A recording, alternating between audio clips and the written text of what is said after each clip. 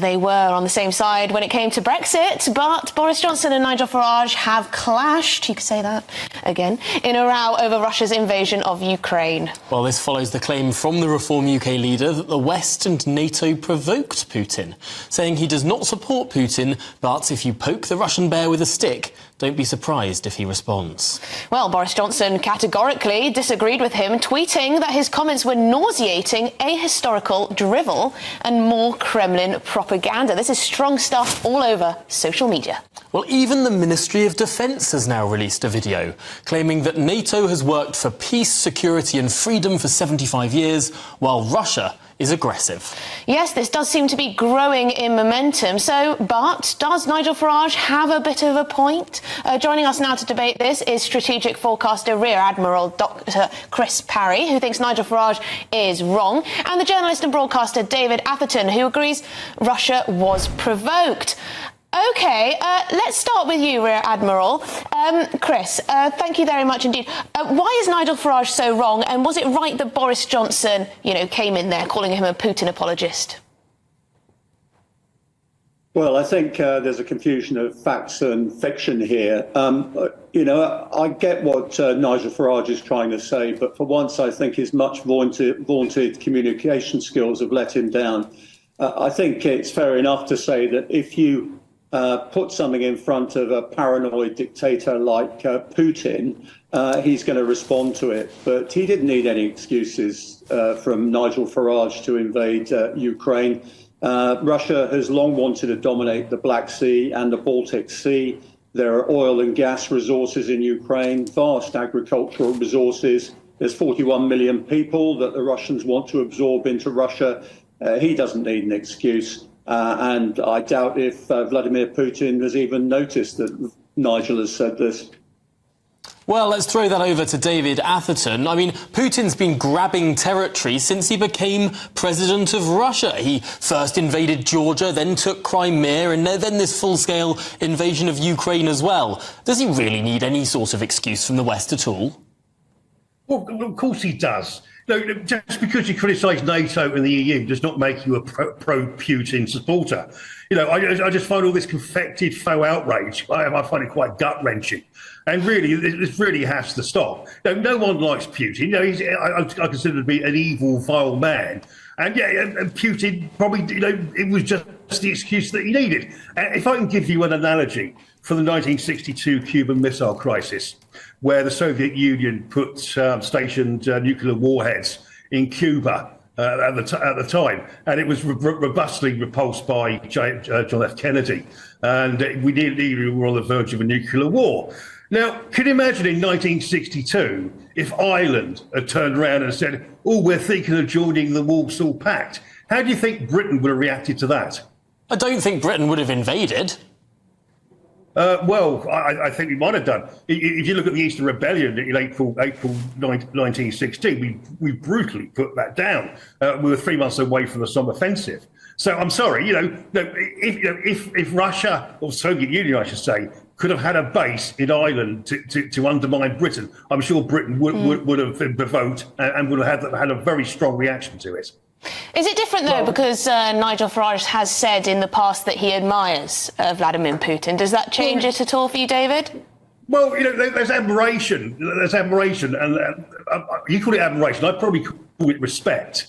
No, Vladimir Putin is obviously a particularly gifted man, clever man in many ways.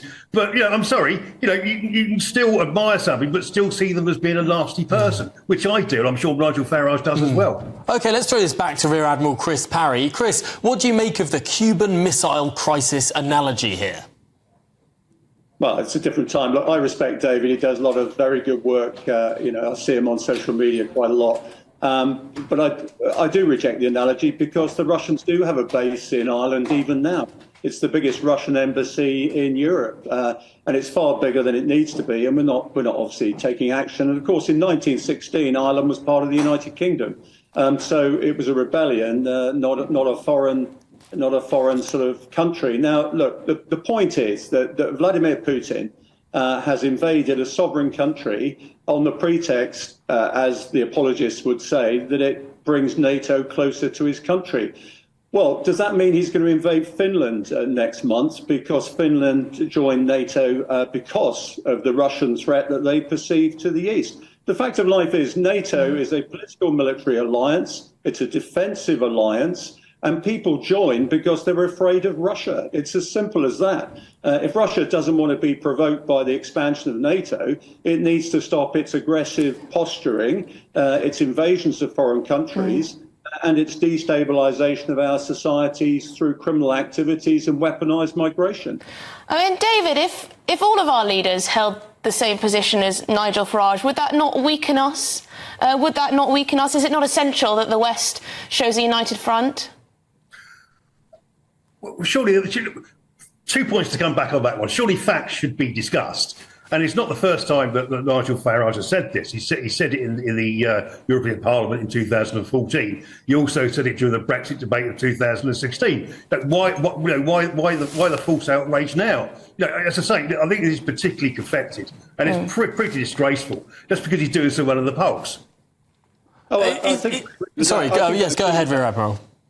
Yeah, I think I agree with that, David. I mean, the reaction is totally over the top, and people aren't really listening to what he's saying.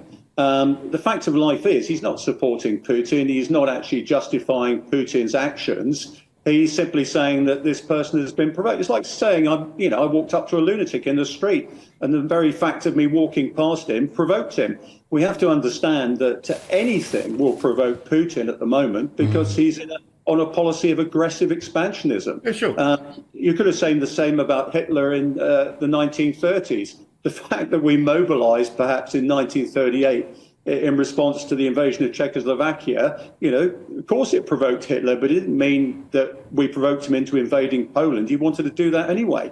So, yes, it was part of it. But yeah, of course I support the Ukraine on this one. Just very briefly to answer your point on Finland versus Ukraine, apart from 1941, I think it was 1940-41, no part of Finland was ever really a part of the Soviet Union. But Ukraine was at one time, and there are ethnic and cultural ties between the two countries. Well, thank you there. Sorry, continue. The same's true of the Baltic states, David. Latvia, Lithuania, Estonia, they've dared to join NATO, and they could be the next in the frame. So, we mustn't give any leeway to Putin. And I think Nigel, frankly, regrets how he said it. I think he agrees with most of us that, we want to see the back of Putin and his evil regime. It's as simple as that. So at best he misspoke. I suppose the great irony, to round this off, the great irony is that if Ukraine had joined NATO, Mr. Putin probably wouldn't have invaded. After all, that would trigger whatever article it is that we'd all have to defend. I'm not sure about that because I think had it joined NATO, he certainly would have invaded because NATO wouldn't have been ready to actually throw him out again. So he would have had to have taken his opportunity to do that. I think Ukraine joining NATO was always a long shot. There's no question about that. And it was always a pretext. Let's not be under any illusions here. It was more about grabbing the resources and the people of Ukraine and dominating the Black Sea. I'm afraid that's all we've got time for, but Chris Parry and David Atherton, thank you very much. It was actually a really quite reasoned debate, a discussion, an intellectual exercise, which we love here. Well, this is the thing. You've got to scratch underneath the surface of the headlines and actually find out what people are trying to say.